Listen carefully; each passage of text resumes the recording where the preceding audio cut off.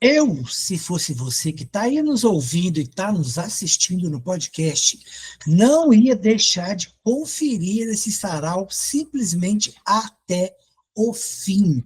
Ele está imperdível em diversidade, diversidade de idade, diversidade de moradia, diversidade de cultura e diversidade do fazer poético. Sim, o que te move, desde aquilo que você vê, aquilo que vai te impactar, aquilo que você quer falar sobre, pode ser uma emoção, pode ser uma coisa que te incomodou, você ficou zangada com o companheiro, com a companheira, você quer fazer cobranças, e não importa se a pessoa está aqui viva ou em outro plano, você quer, às vezes, colocar alguma coisa que te incomodou da sua criação em relação aos seus pais, até mesmo fazer sátiras, coisas que puxem pelo humor, sem problema nenhum. A poesia nos permite transformar tudo isso em poemas. E é sobre isso que nós vamos falar nesse maravilhoso sarau de hoje, com a poetisa mineira Ariane Viana e a poetisa também Duda Pereira. Ariane Viana, aqui de Minas Gerais, Duda Pereira, da Bahia e nosso glorioso Salvador. Vamos conversar, então, um pouco mais, entendendo, né, com a Duda, como que ela começou a colocar tudo isso no papel, se isso foi há pouco tempo, se ela aproveitou ao longo da vida, porque a Duda publicou o primeiro livro dela de poemas no ano passado, Minha Vez. E será que o Minha Vez, Duda, é porque chegou a sua vez mesmo? Minha vez realmente foi quando chegou a minha vez. Foi quando a vida, foi quando as possibilidades me permitiram. Eu escrevi o Minha Vez em fevereiro do ano passado, com o apoio de minha filha, Paula Guzmão, a psicóloga, e o meu filho, Murilo Santos, engenheiro civil. A intenção era fazer uma coisa muito particular, muito para mim, só eu e a minha família.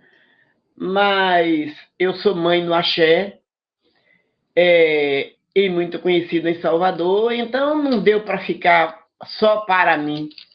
Foi feito dentro da Biblioteca Central de Salvador, e foi minha vez, porque todo mundo do axé, e o meu povo, meus irmãos e meus filhos, fizeram que o lançamento de um livro virasse um grande evento. Então foi minha vez, sim. E já que era sua vez, não poderia ser sua vez de qualquer jeito, né? Vamos ver, então, no caso da Ariane, quando chegou a sua vez, Ariane? Eu publiquei o meu primeiro livro em 2022, que é o Pontos no Mapa, este livro aqui, não sei se está dando para ver. Está dando para ver? Pela edital. Eu não escrevo desde criança, não. Eu comecei a escrever tem pouco mais de 10 anos, né? Eu estou com 39 anos, então quase 30, assim, que eu comecei a escrever. E eu me inscrevi para aquele curso de formação de escritores da Casa das Rosas, em São Paulo, né? O Haroldo de Campos, né? O Centro de Apoio ao Escritor, Haroldo de Campos. E aí eu me inscrevi e fui selecionada e comecei a trabalhar melhor meus textos e escrever, e a partir daí mandar para chamadas de editoras e publiquei, assim. E aí publiquei um livro infantil que saiu no mesmo ano, que eu publiquei com o meu companheiro, que é esse daqui, que foi pela Caravana.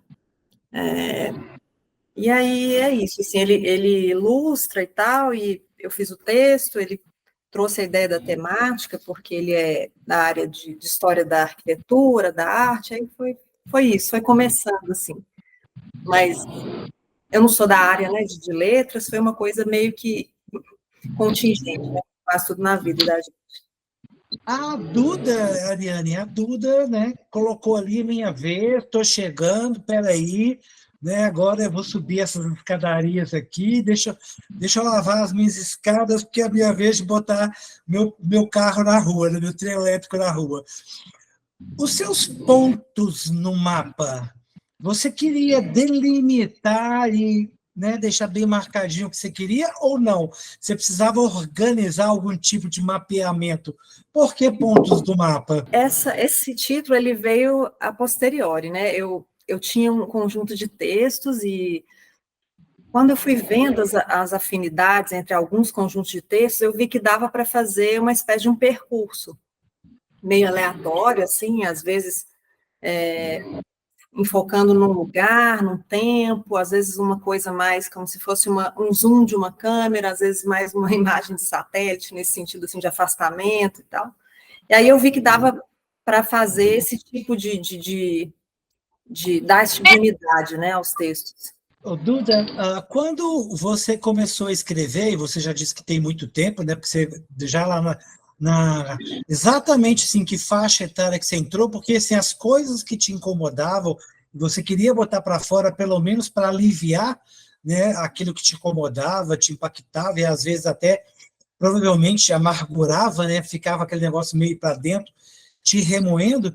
Quando foi isso em termos de faixa etária?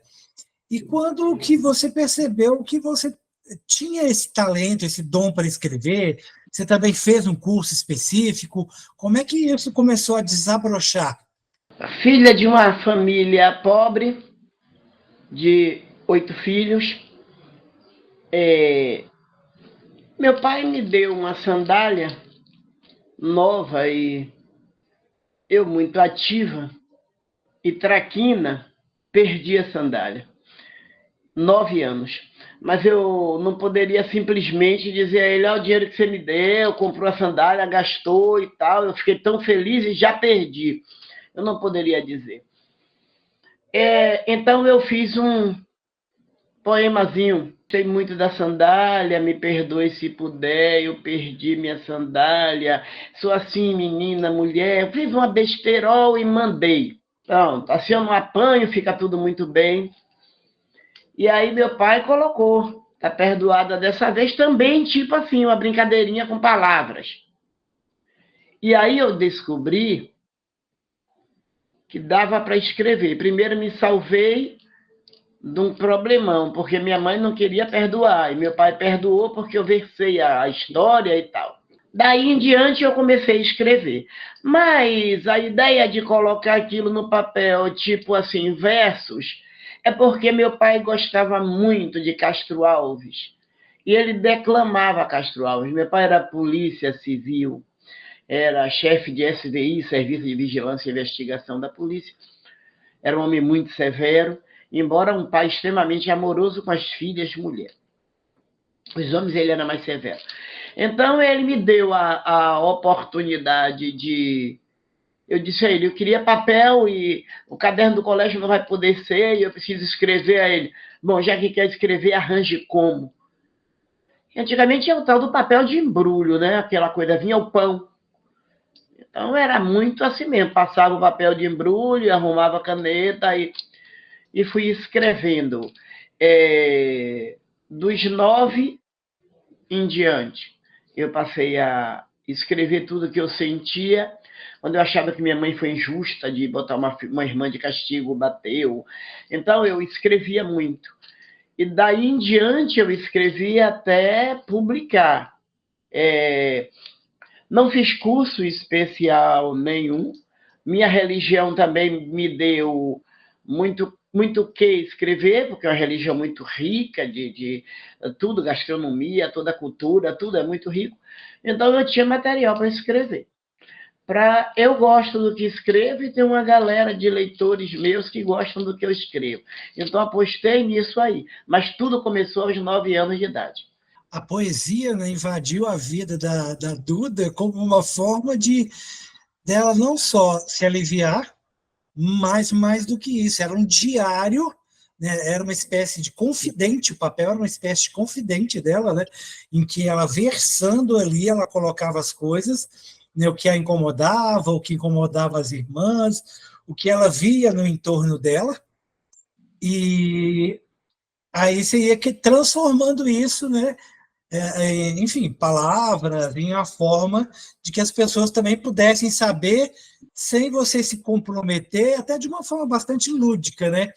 Você foi um pouco para esse lado, Ariane, e eu já queria até pedir, Duda, para você já ir preparando seu primeiro poema, que assim que a Ariane terminar, a gente volta já vendo um primeiro poema da Duda, para entender um pouco como é que é a linha, né, de poemas dela. E no seu caso, Ariane, você também, né, começou a versar sobre questões aí, não imagino que de traquinagem, né? Você ia mandar para os seus pais para te perdoar, passar batida. Como é que foi aí o seu processo? Eu acho que eu sou formada em comunicação e depois que eu fiz o curso de comunicação, eu fui fazer uma segunda graduação na filosofia. E eu acho que esses questionamentos também acabam, esse estranhamento que eu falei com algumas questões, acabam me estimulando a escrever, né? E eu acho que isso foi o que, né, me trouxe, assim, e claro, questões afetivas, a gente sempre é tocado por isso, né? Familiares, ou desilusões amorosas, ou, enfim, essas coisas da vida também, né? Que a gente passa. Bom, a partir dos estranhamentos e das questões da vida, a gente vai ouvir, então, o primeiro poema da Duda, e, na sequência, então, Ariane, a gente já pula para ouvir o seu também, ok? Vamos para a Duda e vamos ver o que a Duda vai nos presentear aí. Esse poema, ele fala do momento de dor. Eu não poderia citar nomes, mas eu me refiro no poema a uma dor muito grande, e eu conheci alguns dos personagens dos quais eu estou citando aqui. Nesse caso, foram situações diferentes, pessoas diferentes, mas a dor era tão intensa e me incomodou da mesma forma. Sombrio. Alfa, beta, gama, delta, brilho. Sirius não clareou seu caminho. Vida estranha sozinho. Sigo, pisando em espinhos. A Gáfia Ícova era menos solitária. Mar Morto era menos salgado. Não tem vida ao seu lado. Surubis não te navegam. Você é sal demais para as suas guelras. Filho e neto do destino excremento. Andarilho de maus ventos. Mosca tsetse, o sono que ofereces é maldito. Diabo negro do mar. És luz para a destruição. Abismo frequente. Paranoico, perverso, maligno. O sono é seu inimigo. A alegria nunca esteve contigo. O amor não te enxerga. Ameba. Vê o mundo com a visão de uma topeira. Sua vida não compõe a palavra humana. Segue sugando a paz alheia, enchendo de dores azedas. Vive pensamentos ardilosos. Quem dera Deus te desse o direito de levá-lo ao seu habitat natural. Mas o capeta tem mais intelecto. Prefere viver mais tranquilo ao certo.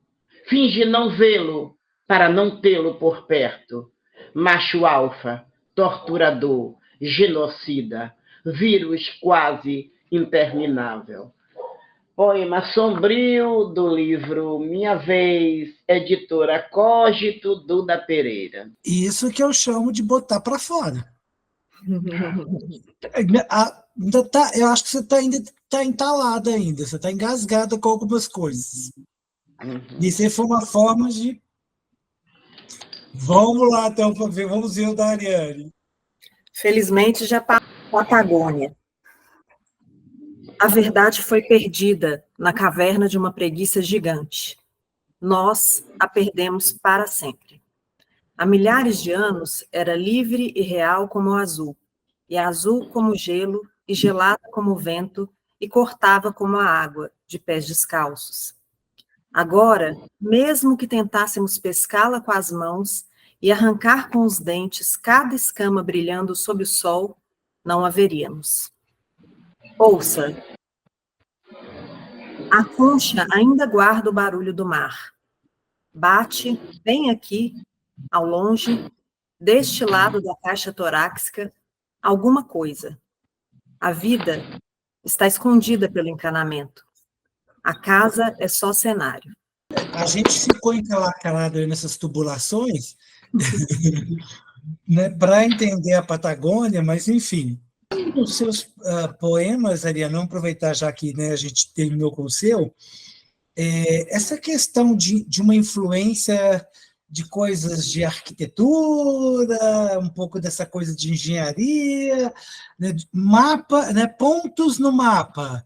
Né, esse poema vem um pouco com esse processo de construção, ou não?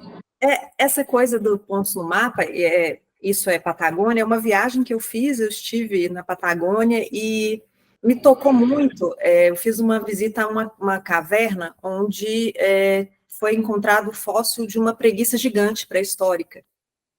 E ali, naquela região, assim, aquela natureza, a Patagônia do Chile, assim, né? Aquele frio, pensar como que as pessoas viviam naquela época num lugar tão frio, sem as tecnologias que a gente tem hoje, sobreviviam num ambiente daquele, como que agora com todas essas estruturas e a tecnologia, tudo que a gente tem, isso parece assim tão distante, assim tão pouco próximo daquela vida natural, e assim, aquilo ficou na minha cabeça, assim. Mas essa coisa dos pontos no mapa é isso, assim, muitas coisas são aqui, em Belo Horizonte, onde eu vivo, são vivências que eu tive na terra dos meus avós, no interior, ou viagens, então acho que vai um pouco por aí. Ou lugares que não são lugares geográficos, mas são afetivos, né? Na verdade, são coincidência, não necessariamente está ligado, né, a questões arquitetônicas. Sim, sim. E você faz essa construção, ou como que você faz essa separação, quando a gente fala da questão, né, de usar parte do que você escreve para botar para fora, e quando a gente pensa na Mãe Duda, que o espiritual é para botar para dentro, né, para trazer paz, para fazer bem. E aí, eu imagino que também isso seja poema, né? Isso tenha virado poema. Como é que você conjuga esses dois lados? Eu me vejo muito assim, sabe aquela história dos milhões de quadrinhos onde a gente se encaixa, ou várias caixas onde a gente caberia bem? Mãe Duda, eu tenho poemas que falo de orixás. Eu faço poema falando do candomblé. Em cada canto há um conto e há uma dor. Todo mundo tem uma história e uma história que dói. Eu não sei por que me encontro. Talvez a psicóloga que eu não procuro nunca pudesse me ajudar, mas eu saio catando o que a pessoa não expõe. O Sombrio, por exemplo, foi uma dor de um homossexual, uma mulher que apanhava muito do seu parceiro e não se separava com medo dos filhos morrerem, só por isso não separavam. Sombrio foi feito baseado nesse tipo de pessoa. Mãe Duda, como quando mãe no axé, eu também tenho essas caixas aí da queixa de alguns. E eu tenho alguns poemas registrado, justamente falando da dor de alguns dos filhos. Eles se queixam a mim, eu coloco no livro e eu participo. Então, antologia que eu participei, ou que eu vou participar, eu tenho o seu poema. Minha mãe, então, eu mostro. Eu falo tanto sobre tantas situações diferentes, eu escrevo crônica, mas eu escrevo poesia, minha filha me chama de dramática. Então, o Sombrio, eu acho que ele é bem dramático, né? Sombrio é bem dramático. Mas eu tenho um poema de um de um meninozinho que foi, inclusive, criado no meio, e ele gostava de roupa de menina, e eu fiz um conto muito interessante e lancei no livro LGBT. Mas um complemento que seria interessante, e você também é uma pessoa muito politizada, né?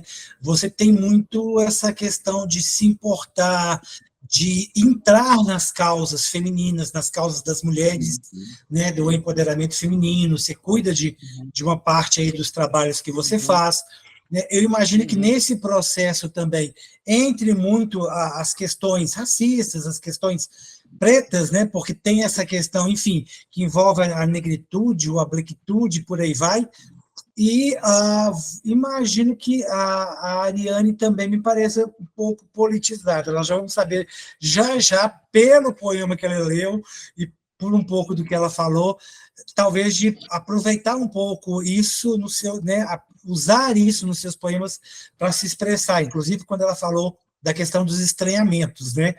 Vamos ver, sentir um pouco isso, mas eu queria só que você concluísse, Duda, em relação ao seguinte, na pergunta anterior, um pouco da questão espiritual, religiosa, né? Duda, Candomblé, Mãe Duda, e a Duda que tem essa coisa de, ficou aqui, ó, o que aconteceu, aquela dor, né? É o terreno com o espiritual, né? Então a pergunta era um pouco isso, como que você lida um pouquinho com esses dois e põe esses dois no poema, como é que você trabalha isso na sua vida, né? Você faz os dois acontecerem e como é que você põe isso no papel? Mulher, negra e de candomblé. Primeiro que precisa mesmo ir para o papel, para que depois eu leia e procure saber se posso publicar. Já sou uma mulher de Ogum, então quem entende do axé sabe que o povo do Ogum ele é um povo forte, a gente nasceu para resolver os problemas.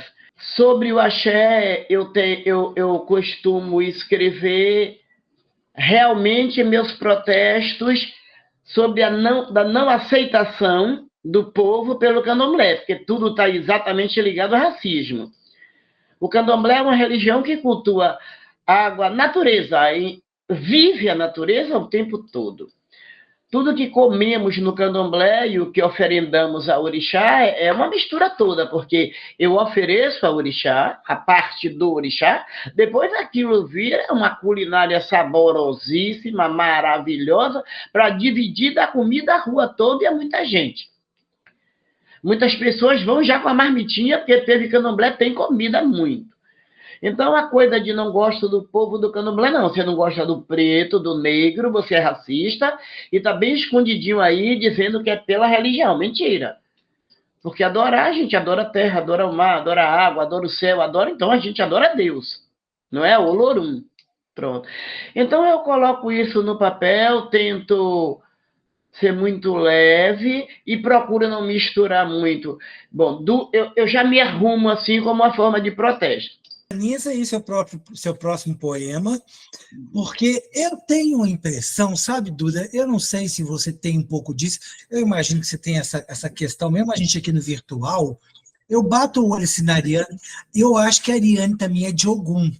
Eu tenho essa impressão que se ela, né, tivesse nesse processo aí com você, né, a Ariane depois vai nos contar aí se ela tem alguma coisa em relação à religião, mas enfim... Eu diria que ela é Ogum, porque ela me parece bem como você, assim, decidida, ela gosta de botar preto no branco, vamos resolver aqui as coisas, não vou ficar entalada aqui, não. Ela me parece uma pessoa também igual você, assim, né? Mulher decidida, gosta de resolver as coisas, de solucionar, de empoderamento, essa coisa do empoderamento. Me corrija, Ariane, se eu estiver errado. Se eu sou de Ogum, eu não sei, que a gente tem conhecimento, né, da religião para dizer. Feminina, né, que a Duda colocou, é uma questão que sempre foi bem forte para mim, assim, que desde criança, assim, é uma questão que me causa estranhamento, me causa um senso de injustiça com as mulheres, então isso é uma questão que aparece às vezes na minha escrita também. A questão política também, eu assim, não selecionei entre os 3 poemas que eu selecionei para ler aqui, nenhum que é político, mas esse livro ele abre com poemas políticos. Então, assim, eu até achei que a Duda, no abismo dela, estivesse falando sobre um ex-presidente que a gente teve, um período triste. Que cita isso. É a segunda pessoa, né? Então, assim, isso também é tematizado aqui, principalmente porque foi publicado em 2022, e, né, a gente ainda estava nesse período complicado do nosso país, né? Então, tem isso, sim, tem essa coisa política, assim, mas não é uma intenção, sei lá, deliberada de ser engajada, não, acho que é natural, né, porque são as coisas que a gente vivencia. Vamos ouvir o da Duda, o que ela tem para nós agora dos poemas dela. A Ariane, não sei a identidade religiosa dela, mas a Ariane me lembra muito mais alguém de Iemanjá ou de Oxum do que de Ogum. Forte, sim, porque são duas orixás bem fortes, mas mais sutil, mais leve, mais doce. E do jeito doce delas, elas conseguem ser empoderadas e resolverem problemas. É porque eu sou a minha vertente é outra, entende? Mas creio mais que vem por um Oxum aí, ou uma Iemanjá, orixás. Também está no Minha Vez. Minha ancestralidade, minha essência, minha consciência de crer no que sou.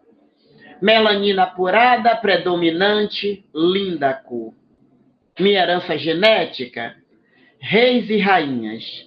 Meus orixás, lição e doutrina de amor e respeito a toda a essência, parte do que nos compõe a vida. Minha crença imbatível. Minha força de resistência, meu apoio, consolo e condolência, meus pais, mães e avós. Minha resignação do Orum ao Ayê. Cada ser com seu orixá Eledá. Eu, Ogum, meu porto seguro. Imbatível proteção ativa. Quem me assumiu no Ayê, e me enche de aió. Na proteção da sua espada, no escudo em que me guarda, na força que me sustenta. Assim como cada filho de Olorum, filhos da água, terra, fogo e ar. O povo Cordudu, os servos de Olorum, os que servem orixás, os que sofrem preconceito, intolerância e outros capiciosos meios de coibir, oprimir e vetar. A nada nos renderemos. Temos a certeza do amor dos nossos pais, os poderosos seres imortais, os seres supremos, Obatalá, Olorum, Orumilá e os nossos guias, os orixás. No livro eu procuro exaltar o orixá e falar sobre a parte que o povo não conhece. O ser humano conhece do candomblé. Candomblé mata. Gente, candomblé não mata não, hein? Quem mata é seu comportamento ruim e sua negatividade. Candomblé não mata ninguém. Orixá não mata, orixá dá vida. Não vai para a casa do candomblé achando que você vai matar ninguém. Você não vai conseguir matar ninguém. É mentira. Não existe esse poder de matar ninguém. Quem mata é o diabo, e candomblé não tem diabo. E, na minha opinião, o diabo é o próprio ser humano ruim, tá bom? Então, eu sirvo a uma casa de orixá e sirvo ao orixá, e a única intenção é ajudar, proteger e acolher pessoas. Ariane, então, vamos ajudar e acolher com o seu poema agora. Animais marinhos. O vento infla as cortinas do quarto, barco a velas ancorado no topo do edifício. Nossos corpos vagueiam contra o oceano azul do céu. Uma espuma branca já se derrama. Sob o lençol, você repousa a cabeça no meu umbigo. Ondas ecoam. A parte interna do ouvido tem o nome de caracol. Segue em linhas, e é interessante a riqueza, não só a riqueza da nossa cultura, mas a riqueza do escrever, né? porque quando você se impacta, você se emociona, você se permite, né? Olha os caminhos, né? Temos um caminho que veio da Duda com uma linha, né? Uma outra linha, uma coisa que puxou, nesse caso específico, puxou o religioso, o espiritual, mas veio todo ele amarrado com o cultural, né, com o agir das pessoas, né? O seu poema responde muito à pergunta que eu tinha feito mesmo, dessa coisa de como que você lida com os dois. No próprio poema você responde bastante isso. E vem a Ariane com uma outra linha, com uma outra forma, né, do perceber, como que você percebe certas coisas que acontecem em torno de você. Ariane, tem assim projetos? O que está vindo por aí? Eu tenho um original pronto e alguns outros assim meio que encaminhados, mas pronto, eu tenho o original, eu não sei quando que eu vou publicar, nem como, nem com que editora, mas está lá. Vamos ver se eu mando para alguma editora, vamos ver o que eu faço. Mas gostaria de... Livro ou poema? Um livro de poesia. E o que te chama mais, o que pega mais mesmo no seu caso, é escrever poemas. Eu tentei um pouco fazer uma coisa em prosa, mas assim, fiz um conto só, mas nunca fui muito nessa linha, não. Minha coisa é a poesia mesmo. Porque a filosofia também, ela nos atravessa, né? Porque ela tem essa coisa da reflexão, do trazer, você vê, você já está refletindo, indiretamente as coisas vão passando por nós. E eu imagino que quem passa pela filosofia, né, é uma pessoa que se torna muito reflexiva, porque, né, as coisas fazem parte desse processo do pensar. Isso também você traz para a sua poesia? É uma coisa que também mexe com você? Tanto a filosofia já chama quem já tem uma tendência a questionar mais, a pensar mais sobre as coisas, quanto alimenta, e aí eu acho que isso se reflete bastante, assim, na minha poesia, assim, esse estranhamento que eu falei, né? Se fosse pai de Iná, a poesia, o poema seria diferente, Duda? Olha, eu tenho um poema de qualquer coisa vira poema, e qualquer coisa vira poema até pai de Iná. É o jeito de eu dizer e de você falar, então eu concordo que seria diferente. Agora, falando do poema de Ariane, Ariane é extremamente doce, a sensibilidade dela com cada poema desse, eu sou mais dramática, então eu falo das coisas de forma diferente. Mas ela fala de muita forma muito angelical, e como a natureza e as coisas que impactam a natureza sensibilizam ela, muito bonito. E aí eu queria te perguntar também sobre a questão do seguinte: Ogum já escreveu alguma coisa por você, ou você pelo Ogum? Por Ogum o tempo inteiro. Porque Ogum é desbravador. A minha luta para fazer com que... Eu já participei de alguns programas pela Globo e tal. Eu já participei de algumas coisas. E todas as vezes que eu vou pela minha religião. Pela minha religião. Porque se dizer de candomblé, poucos têm coragem. Ou ele é artista para botar a cara na tela e falar isso aí, ou não, mas eu recebo todos os dias no candomblé muitos doutores, e eles são do candomblé, e eles participam, eles cultuam, eles creem, mas não defendem a tese, a não ser que seja uma forma muito delicada, que não se comprometa muito. Mas Ogum já escreveu, Ogum escreveu a minha vida. Eu cuido de muitos filhos, e todos eles orientados por Ogum. Eu tenho um poema, Axé, que falo dos sons do atabaque, que eu iria, inclusive, ler hoje, mas eu desisti, porque eu quero ler um poema que fala de poesia, como a Ariane faz a poesia dela, como eu faço a minha, mas a gente tem pessoas... Olavo Bilac fez um poema falando de um cachorro, né? Plutão. A gente faz como um poeta que fez Via Láctea, escreve sobre o cachorrinho dele. Ele fala do cachorro que é forte, que é ágil, que é isso, que é aquilo. Ai, mas que poema bobo! Então eu fiz não é bobo, Esse sobre vou em algum lugar e vejo como a natureza, ou como o desrespeito, ou como o frio extinguiu ou machucou um animal e aquilo me impacta, e eu faço um poema falando daquilo, e com tanta dor e com tanta poesia que foi falada. Então eu ia, inclusive, ler a Yangalu. A Yangalu é o espírito que habita no atabaque. Sabe o atabaque? Aquele espírito que sai... Aquilo é um espírito. E aquele espírito tem uma força muito grande. Então eu ia ler aquele poema, mas eu preferi ler Ser Poeta. Então eu vou fazer questão de apresentar também pelo Museu Nacional de Poesia, não é?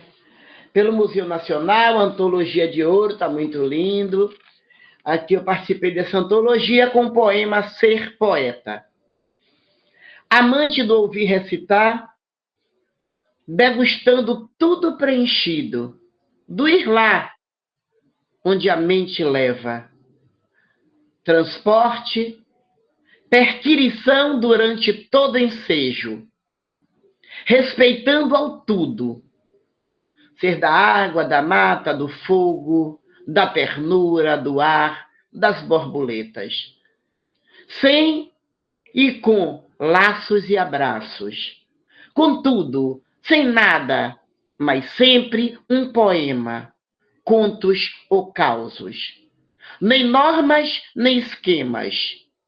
Ser do fluir por vocação.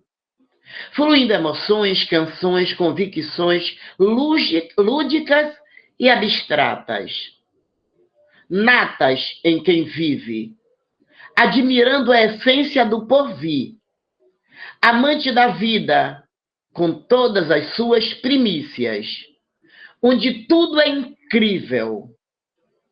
Onde tudo é incrível, flor da vida. Mesmo que envelhecida, conserva uma alma jovial, bem viva, porque tudo é recente. Quando do nascimento, este poema é jovem, mas tudo que há muito existe. O poema vive nascendo, tão sempre, tão constantemente. O poema é uma fala, é uma palavra, é uma dor, é um sentimento, é um gesto, é um olhar diferente sobre a outra coisa. Eu estive numa mesa redonda em Mucungê, na Chapada Diamantina, e nós vimos todo mundo falando, vários poetas, tinha grandes nomes, inclusive, e eu estava ali no meio me sentindo maravilhosa. E eu vi um grande poeta dizer que estava no banheiro, tomando banho, o boxe meio suado, e teve uma grande ideia de um poema, e ele escreveu no vidro, ia apagar, mas ele não poderia sair do boxe, porque a filha estava lá e tal. Então ele aí começou a recitar, tipo, música, para não esquecer, e pediu que a esposa trouxesse. E ele anotou um tópico que criou um lindo poema. O outro disse que estava no lugar, o carro quebrou, estava chovendo, muita lama, ele teve uma grande ideia, pegou um pedacinho de pau, escreveu no chão, até que quando o socorro chegou, ele copiou para fazer um poema. E eu fiz um poema falando disso, e quando eu tive um novo encontro com ele, os loucos das ideias que não podem fugir. Tive uma ideia, não pode fugir, tenho que escrever. Então, alguns estudam muito para ser poeta. Eu incentivo os meus filhos, principalmente no axé, estude e leia. Na minha casa de candomblé, todo mundo estuda. E quem veio sem estudar, e quem parou o estudo, eu incentivo. Volta à escola. Hein? Nós somos pretos, pobres e de candomblé. A gente precisa de certificado, diploma e com gabarito.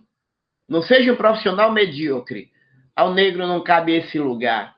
Ao povo do candomblé não cabe esse lugar. Não seja medíocre. Tente estudar mesmo, tente ser o melhor, sabe? Mesmo que depois do seu gabarito, porque reconhecimento talvez não haja, porque o preconceito não permite, mas seja bom no que faz. E dentro do meu terreiro de candomblé, nós acolhemos, fazemos voltar a estudar, se profissionalizar. Minha mãe, eu não estou conseguindo uma vaga em tal lugar porque eu tenho que pedir ao meu orixá. Está gabaritada mesmo? O outro é melhor do que você, ele estudou mais. Nem tudo é... O orixá é tudo, mas nem tudo é ele. Você tem que estar grande e preparado. Você é pobre, preto. Então você tem que ser muito bom. Muito bom. Para você saber que é bom, não porque vai ser reconhecido, mas você tem que saber que é bom. Então, meus poemas são meio dramáticos mesmos, entende? Mas eu aprendi a ter que me fazer ser ouvida. Vamos ver o da Ariane, e aí, Duda, pode ir preparando o último para a gente fechar com o teu, tá bom? Assim que ela terminar, já podemos... Só um comentário, Duda. Eu gostei especialmente desse poema seu, porque eu adoro poemas sobre poesia. Eu adoro. Acho muito legal, assim, você refletir poeticamente sobre a própria poesia. Poesia. Vamos lá, então, né? Esse poema tem uma citação antes dele, que eu vou ler um pedacinho. Eu tinha escrito já esse poema, e aí eu peguei um livro do Leonardo Gandolfo, e o Leonardo Gandolfo o livro chama Robinson Crusoe e Amigos. E eu li um poema do Leonardo Gandolfo que eu falei, gente, parece que eu não o conheço pessoalmente, parece que a gente conversou por meio de poemas. Isso é muito estranho, né? Acontece isso, de parecer que ele não responde, eu não respondo, e voltamos para debaixo d'água. Leonardo Gandolfo. Pai, ainda. Às vezes ainda me acorda o trinado agudo do assobio, o espirro escandaloso ou splash do corpo esguio descrevendo uma parábola entre os azuis do céu e da água. As mãos, as primeiras a afundar. Os pés depois, como quando saltava na piscina do sítio. O toque do corpo atrofiado contra o chão não faz splash. Sonhei muitas vezes que uma onda gigante me tragava. Os piores pesadelos são aqueles dos quais não se pode emergir. Olhos e ouvidos mantêm-se na superfície, ainda. A boca, há anos submersa. Mergulhadores não podem falar debaixo d'água. Também respiram com a ajuda de aparelhos. Ouve-me, ainda, me vê. Da terceira mar, de onde a vida escoa, gota a gota. Perguntaria o que ele sonha, não fosse o medo de que transborde em mar, até que ela o dilua por completo. Poema que eu fiz para o meu pai, que sofre de esclerose lateral amiotrófica há mais de 10 anos. Tem um grande ser humano ali dentro, tem muita vida ali dentro, mas infelizmente está travado. Assim, como você falou debaixo do mar não se pode falar, não é? Então, eu não posso falar, eu estou sufocado, mas eu estou vivo. O que não impede de estar conseguindo admirar tudo que esteja se passando ao redor. Muito lindo, amei o seu poema. Axé. Algumas palavras nesse poema eu vou tentar explicar aqui brevemente, porque é Yorubá. Então, Ayangalu é o espírito que habita o atabaque. Ele é o espírito que fala com o médium e para a incorporação. Alujá, Opanigé, Bravum, Ijexá e Lua Darum são toques. Alujá, Opanigé, são toques do atabaque para determinados orixás.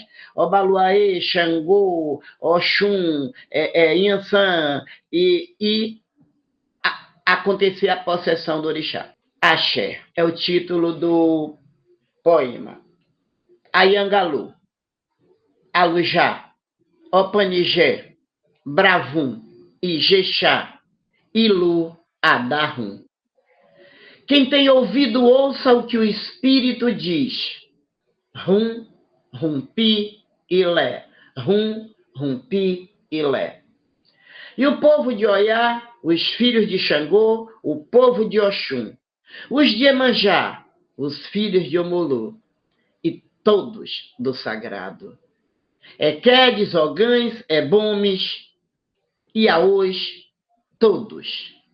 De Alabê ao Axogum, sentem o espírito do atabaque, o som que reverte, nos une e converte, do Aiê ao Orum. Vibrações, encantamentos, vitalidades, emoções, de Ogum ao Egungun. São nossos orixás, guiando pobres mortais, os protegidos servos de Olorum. E sobre a proteção de Olorum, ou né, dos deuses, enfim, dos espíritos maiores aí, a gente tem certeza que esse sarau mostrou para você que chegou a sua vez também. Está na sua própria hora de marcar seus pontos no mapa. Você quer entender isso melhor? É preciso que você descubra qual é o seu mapa, o contorno que ele tem, quais os elementos que fazem parte desse mapa. Porque se você quer tomar para você o que é seu, se você quer registrar no papel, se você quer registrar na lama, registrar no box suado do banheiro, às vezes no próprio espelho do banheiro, e quantas vezes não se escreve os bilhetinhos nos guardanapos, nos restaurantes, né, às vezes numa folhinha de papel que achou em algum lugar uma ideia, um grande projeto. A gente não pode perder, às vezes, esses insights, né, que nos dão aqueles estalos. São aquelas luzes que, às vezes, invadem a nossa vida no dia a dia. A poesia faz isso com a gente. Você pode deixar, então, o poema fazer parte da sua vida. Ainda não começou a ler, nunca abriu um livro? Está na hora. Está na hora de pegar um poema, deixa o poema fazer parte de você.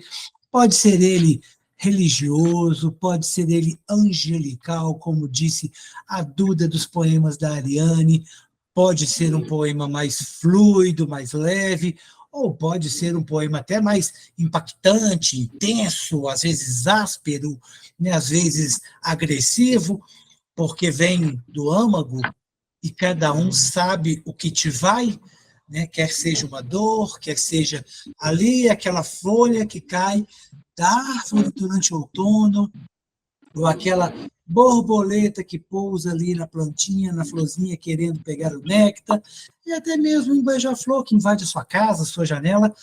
Tudo isso, às vezes, nos comove, nos sensibiliza, e a questão é, chegou a sua vez. Vamos marcar, então, os nossos pontos no mapa.